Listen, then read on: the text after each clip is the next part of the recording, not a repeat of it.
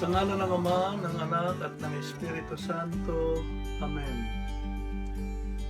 Banal na Diyos at dakilang Ama, muli po Panginoon, sa hapong ito, kami nagpupuri, nagpapasalamat sa iyong kabutihan. Maraming salamat Ama sa mga kalakasan na kaloob mo sa bawat isa, Panginoon. Maraming salamat din po, Ama, sa mga kapatid na muli mong tinipon upang ikaw ay aming katagpuin sa lugar na ito. Maraming salamat din po, Ama, sa mga pagpapala, sa mga kagalingan at pag-iingat sa bawat isa sa amin upang kami, Panginoon, ay patuloy na makapagpuri sa iyong dakilang pangalan. Ikaw po, Panginoon, sa hapong ito ang mangusap sa bawat isa sa amin.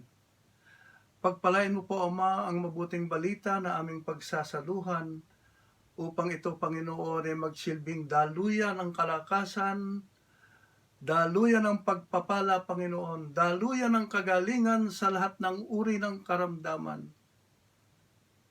Upang, Panginoon, ito ay magsilbing kalakasan sa mga nanghihina, patuloy mong gawing pagpapala, Panginoon, ang bawat isa na tumugon sa iyong panawagan sa araw na ito. Kaya Ama, sa oras na ito, Panginoon, inaangkin na namin ang katagumpayan ng gawain mong ito at uuwi ang aking mga kapatid, taglay ang pagpapala buhat sa iyong mga kamay. Ang lahat ng ito ay samot dalangin namin sa dakilang pangalan ni Jesus, naghahari noon, ngayon at magpakailanman. Amen. In the name of the Father, the Son, and the Holy Spirit. Amen. Isang mapagpalang araw po, mga kapatid ko kay Kristo. Nakahanda na po ba kayong makinig ng mabuting balita sa araw na ito? Naririnig niyo po ako? Maliwanag po ba yung aking audio? Hello? Naririnig niyo po ako? Okay. Glory to God. Glory to Christ Jesus. Ang ating pong mabuting balita sa hapong ito ay hahanguin natin sa aklat ni San Marcos, Kabanata 13, talatang 33 hanggang 37. Mag-ingat kayo at maging handa sapagkat hindi ninyo alam kung kailan ito mangyayari. Katulad nito'y isang taong umalis upang maglakbay sa malayong lupain. Ipinababahala ang kanyang tahanan sa mga alipin na binigyan ng kanya-kanyang gawain at inuutusan ang mga bantay sa pinto na maging handa sa kanyang pagdating. Gayon din naman, maging handa kayong lagi, sapagkat hindi ninyo alam kung kailan darating ang puno ng sambahayan. Maaaring sa pagdilim, sa hating gabi, sa madaling araw, o kaya'y sa umaga. Baka sa kanyang biglang pagdating ay maratnan kayong natutulog. Ang sinasabi ko sa inyo ay sinasabi ko sa lahat, maging handa kayo. Ang mabuting balita ng ating Panginoon. Hallelujah! Pinupuri ka namin, Panginoong Hesukristo. Pwede na po tayong mga agsiupo, mga kapatid ko kay Kristo. Tunay nga pong napakabuti ng Diyos, mga kapatid, sa araw na ito. Bakit po? Yan, maganda, binasagot. Mahirap pong magsalitang mag-isa. Ako po, binapati ko po ng isang magandang hapon ang ating mga kapatid sa NIS. Nakita ko po si Brother Ronel at si Sister Jo ng NIS chapter. Napakaganda pong balita yan, mga kapatid. Alam nyo, sa araw na ito, sino po sa inyo may Christmas tree na sa bahay? Sino ang mga nakapamili na? Sino ang nakapamili na ng mga regalo? Ay, very good. Sino yung handang-handa na sa araw ng Pasko? Hallelujah. Tunay nga napakabuti ng Panginoon. Alam niyo mga kapatid, oh, di ba pagka tayo ay merong umalis na kamag-anak, halimbawa, tatay natin, seaman, makatapos yung kontrata ng 1 taon, tayo ay sinabi niyang tumawag sa atin, mga anak, ako'y uuwi bago magpasko. Di ba ang feeling natin napakasaya? Dahil uuwi yung ating ama na nagtrabaho sa ibang bayan, sa ibang lugar.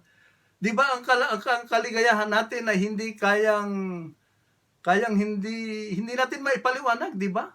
Kasi sa loob ng mahabang panahon na nagtrabaho yung ating magulang sa ibang bansa, uuwi upang kayo magkasama-sama sa araw ng Pasko. Di ba napakasaya ng pakiramdam? Nasisiyahan ba kayo pagka uuwi at makakasama niyo ang inyong mga mahal sa buhay? Amen. Hallelujah. Pumalakpak at kumaway nga ang mga gising sa oras na ito. Hallelujah. Alam niyo, mahirap magsalitang mag-isa. Kaya gusto kong makita yung mga kaway ninyo, mga palakpak upang ika nga, alam ko meron akong kausap. Meron akong kinakausap sa oras na ito. Purihin ang Diyos. Bakit ko po nasabi yung aking mga sinabi kanina? Dahil po ang araw na ito ay isang napakadakilang araw. Karamihan po sa atin, hindi ito nabibigyan ng pansin. Ang pagdating ng bersa atin sa Pilipinas, ang maririnig natin ay mga awiting pamasko. Excited tayo sa pagdating ng Pasko.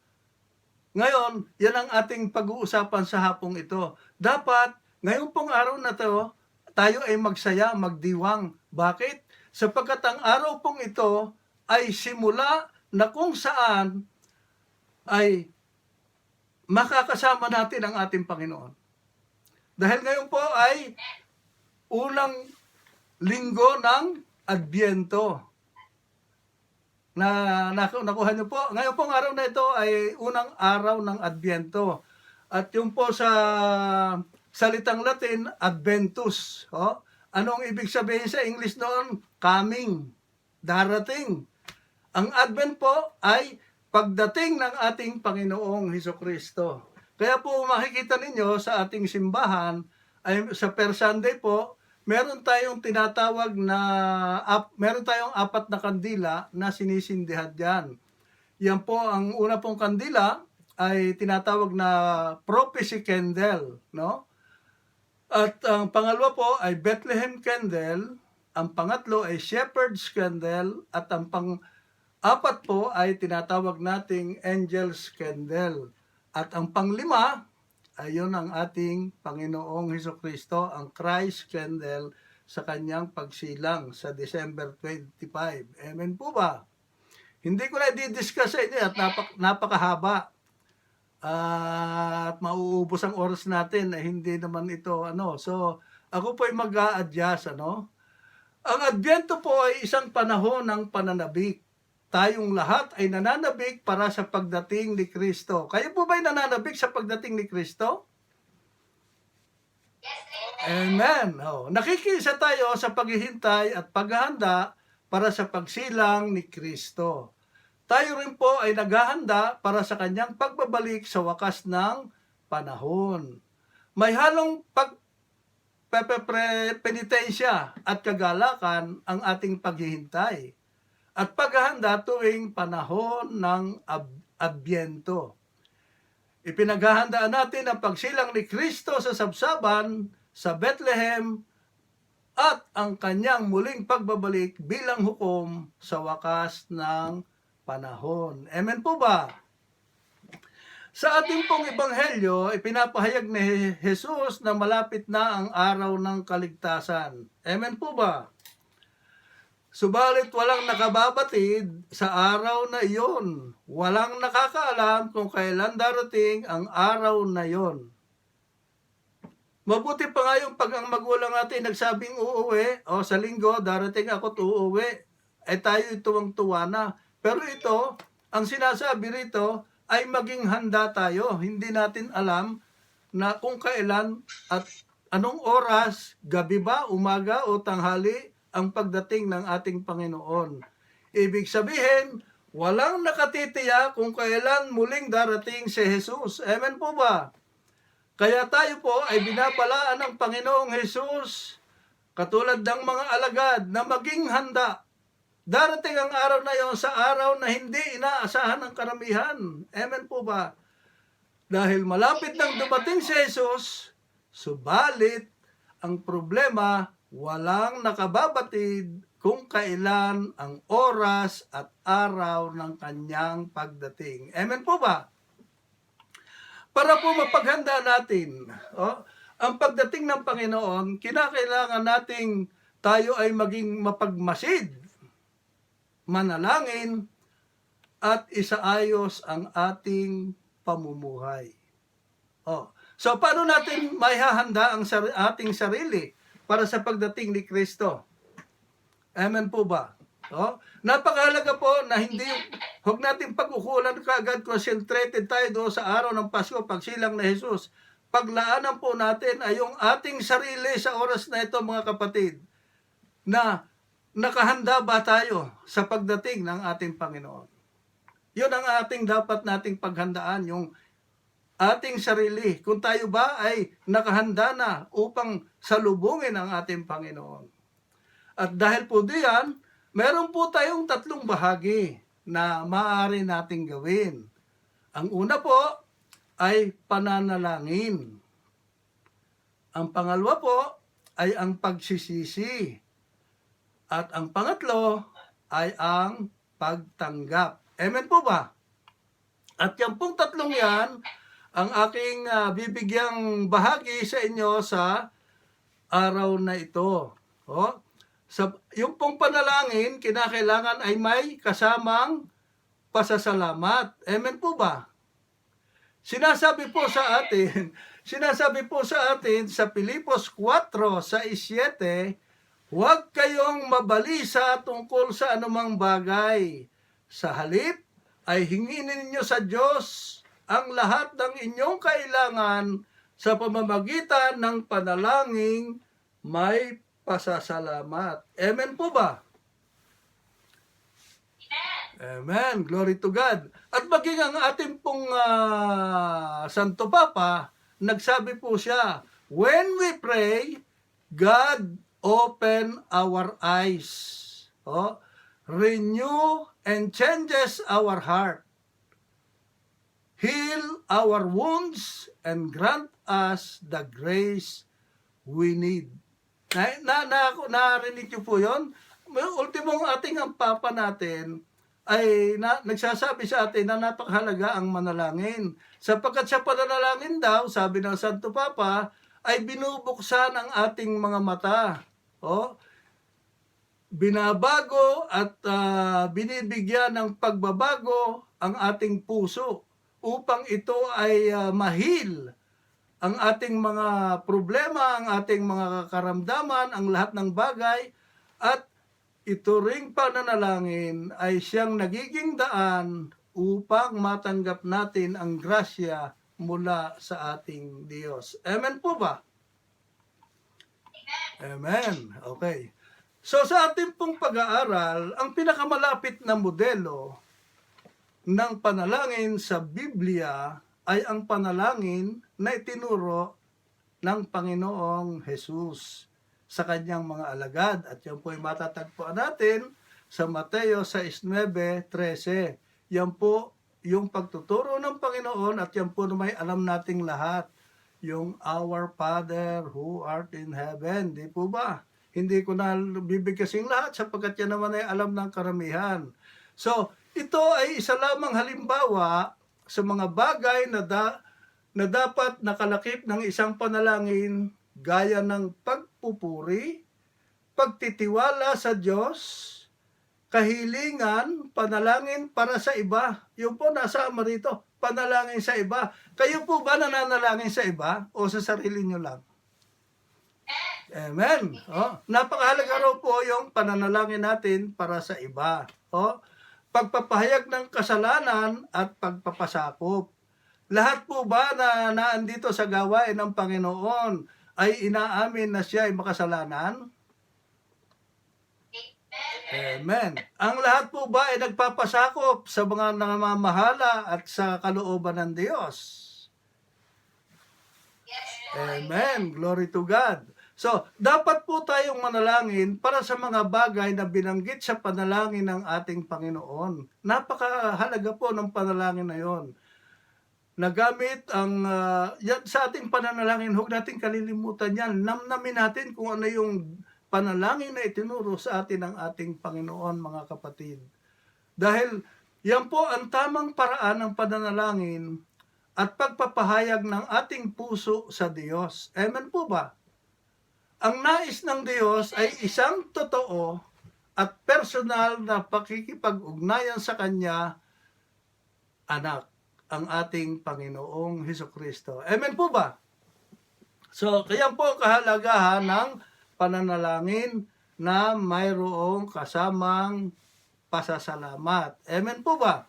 So, ang pangalawa po ay ang pagsisisi. Bakit ko po nasabi yung pagsisisi ay isa sa paraan ng paghahanda sa pagsalubong natin sa ating Panginoon. Ang kasama po ng pananampalataya ay pagsisisi, mga kapatid. Ang pagsisisi ay isang pagbabago ng isip tungkol sa kasalanan at sa pangangailangan ng kaligtasan. Kayo ba'y naniniwala na kung tayo magsisisi sa ating mga kasalanan at tatanggapin natin si Kristo sa ating buhay, kayo ba'y naniniwala na tayo ay makakasama sa kaligtasang alok ng ating Panginoon? Amen. Dahil ang pagsisisi ay pagkilala na tayo po ay makasalanan sa harap ng Diyos at tayo ay walang kakayahan na iligtas ang ating sarili. Amen po ba? Kaya tayo ay magsisi. Sa salitang Grego, para sa pagsisisi ay literal na nangangahulugang magbago ng pag-iisip sa ating mga kasalanan. Tumalikod tayo sa ating mga kasalanan at lumapit tayo kay Kristo sa pamamagitan ng pananampalataya. Amen po ba? Bakit po? Bakit kinakailangan tayo lumapit? Sabi po sa Gawat 2:38, pagsisihan ninyo, talikdan ng inyong mga kasalanan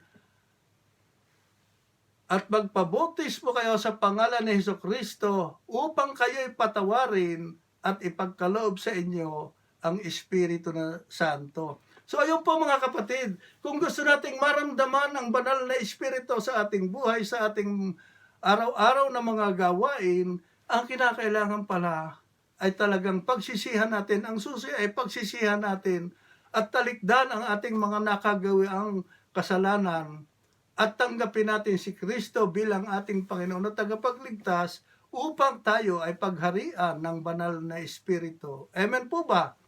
Bakit kinakailangan nating magsisi, mga kapatid?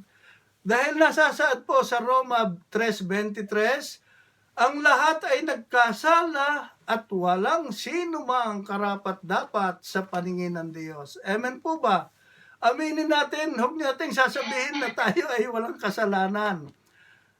Ang Bible na po mismo ang nagsasabi, ang ating Panginoon sa Roma 3:23, ang lahat ay nagkasala at walang sino man karapat-dapat sa paningin ng Diyos. Amen po ba?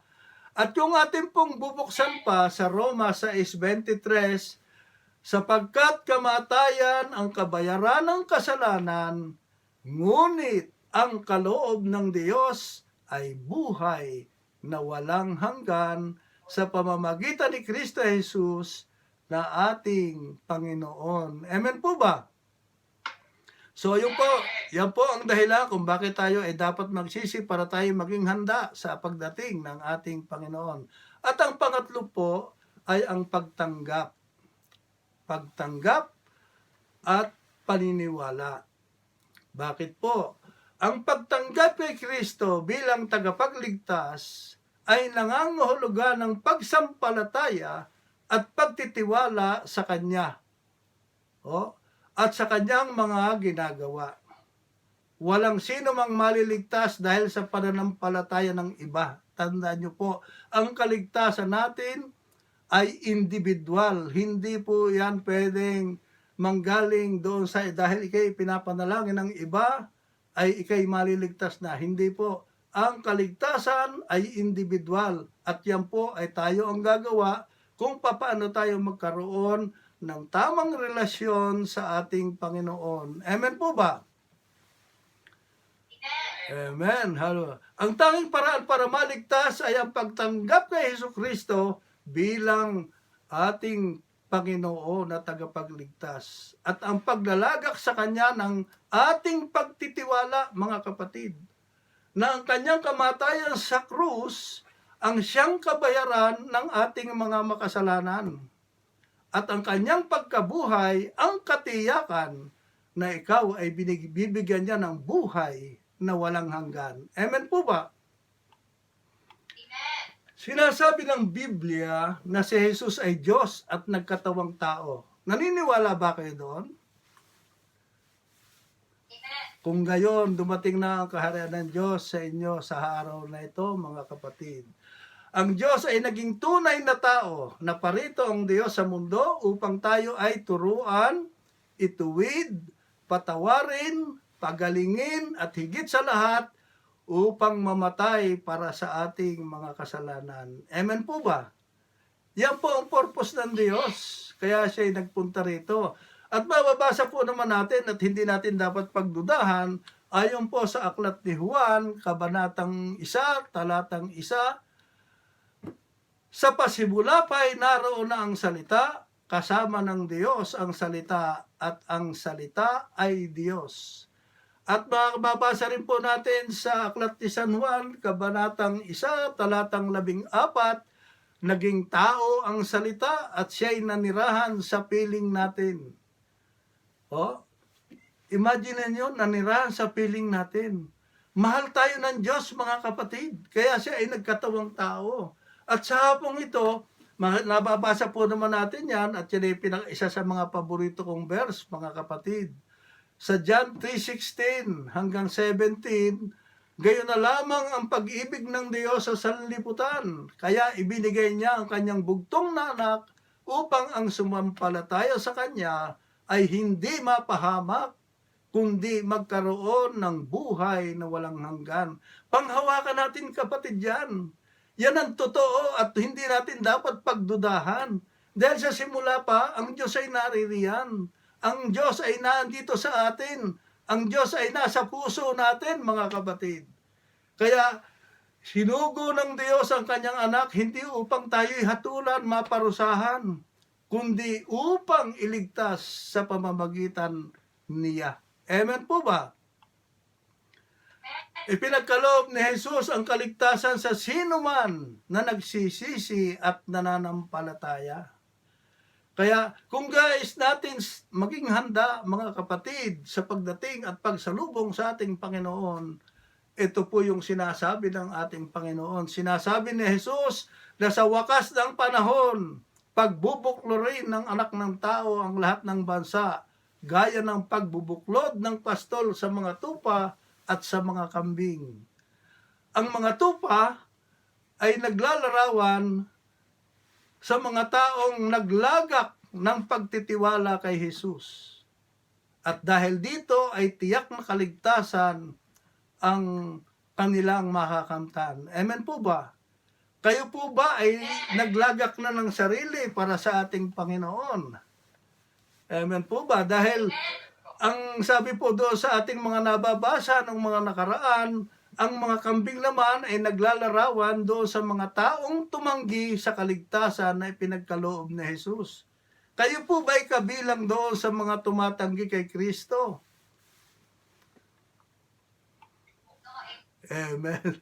Wala na tayo roon dahil lahat tayong tinawag sa ubasan ni Yahweh El Shaddai ay kabilang na doon sa mga tupa na lilikumin niya sa kanyang pagdating upang isama roon sa buhay na walang hanggan sa kanyang kaharian. Alam niyo po, si St. Paul is reminding us As we prepare for the coming of Lord, we should be aware that that God has already given us the things we need. At yan po ibababasa natin doon sa second reading, mga kapatid. He has given us the strength. Pinagkalooban na raw tayo niya ng kalakasan. Lahat tayong tinawag sa ubasan ni El Shaddai, mga kapatid. Ipinagkaloob na rin sa atin ang banal na Espiritu. At tayo ay inihanda na ng Panginoon. Ayon po doon sa ikalawang pagbasa.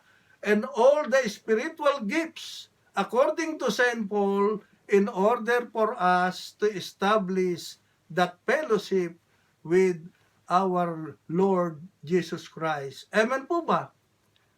Natanggap niyo na po ang lahat ng ito. Amen. So napakahalaga po mga kapatid, pag tayo nagbasa ng Bible, huwag natin babasahin lang yung gospel.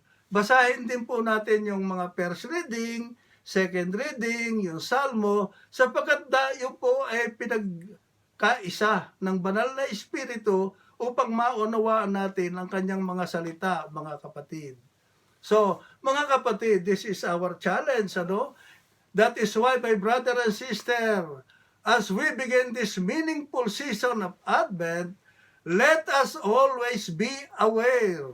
Let us all be conscious that our God has given us the responsibility and we should do our best. Tarin niyo yun? Our best to be able to fulfill it. It does not matter if they are big tasks or small tasks. What matters most is that the smallest in the responsibilities we should prove ourselves that we are responsible and trustworthy before the eyes of the Lord. Amen po ba? Nakuha niyo po yun? Nakuha niyo po? So, let us not underestimate, let us not underestimate the time that God has given to us. Napakahabang panahon, mga kapatid, ang ibinigay sa atin ng Diyos upang makilala, tanggapin siya at maging driver at hari ng ating buhay. Napakahaba. So sabi nga, let us not underestimate the time that has given to us. The time is now, mga kapatid. Ngayon ang tamang panahon. As that song would say, God is calling you today, for they might be, there will be no tomorrow. Napakaganda, mga kapatid. Tinatawag tayo ng Diyos ngayon na. Dahil ngayon na ang dapat pagtanggap sa Kanya upang tayo maging handa na siya ay salubungin upang hindi natin alam, sabi niya, na baka bukas huli na ang lahat, mga kapatid. So dapat lagi po tayong magdasal at humingi tayo ng tulong sa intercession ng ating mahal na ina, si Virgin Mama Mary, bilang kasama natin sa mga panahong ito ng Advent season, mga kapatid. Katulad po ni Maria, siya man ay inihanda niya ang sarili. Noong tanggapin niya ang kanyang misyon sa Anghel Gabriel during the Annunciation. At yan po na may nabasa na natin. The Blessed Mother right away realized that time has come for her to do her role, to take hold of that responsibility and become a part of the saving plan of the Lord. So tayo ho ay sinasabihan ng Panginoon na ngayon na yung tamang panahon, ito na ang tamang panahon upang tayo ay gampanan ang ating tungkulin bilang mga mananampalataya ng ating Panginoon. Tanggapin ang responsibilidad ng bukal sa ating puso at isakatuparan nito, gawin ito ng walang pag-aalinlangan sapagkat tayo'y tinawag ng Diyos sa kanyang ubasan upang tayo'y makasama niya sa kanyang paghahari sa buhay na walang hanggan. Amen po ba, mga kapatid? And also, my dear friends in Christ, is our mission. Yan po ang mission natin, dapat gawin natin. God is calling us today. He is giving us the time, which is now, and we all prove that the Lord, that we are all trust and worthy servant. Tayo po ba ay mapapagkatiwalaan na ng Diyos? Nakahanda na tayo na ipakita sa ating Panginoon na tayo ay mga lingkod ng Diyos na mapapagkatiwalaan. Kaya sa hapong ito, mga kapatid, yung pong ating pagpapagal, yung ating ginagawang intercessory, yung Bible sharing, yung gawain, fellowship, at sa pagdalo sa ating workers formation pag-araw ng linggo, ang pagdalo sa gawain, hindi po yan lahat magkakaroon ng mababaliwala. Lahat pong yan ay mga bagay na makatutulong sa atin upang tayo ay patuloy na makasunod sa kalooban ng Diyos. Kaya yung po mga kapatid, ang aking maibibigay sa inyo para tayo maging handa sa pagdating ng ating Panginoon, mga kapatid ko kay Kristo, ang kinakailangan natin, tayo ay maging handa sa kanyang pagdating sa pamamagitan ng tatlong bagay na aking ibinigay sa inyo, yung sinasabi kong tayo'y manalangin palagi, pagsisihan natin at talikdan ang ating mga kasalanan at tanggapin natin si Kristo sa ating buhay bilang ating Panginoon at tagapagligtas, at tayo po'y nakatitiyak na tayo'y makalalakad sa katwiran, sa liwanag ni Kristo, at magsisilbi tayong liwanag para sa iba upang sila man na nasa kadiliman ay maakay natin dito sa gawain ng ating Panginoong Yahweh El Shaddai.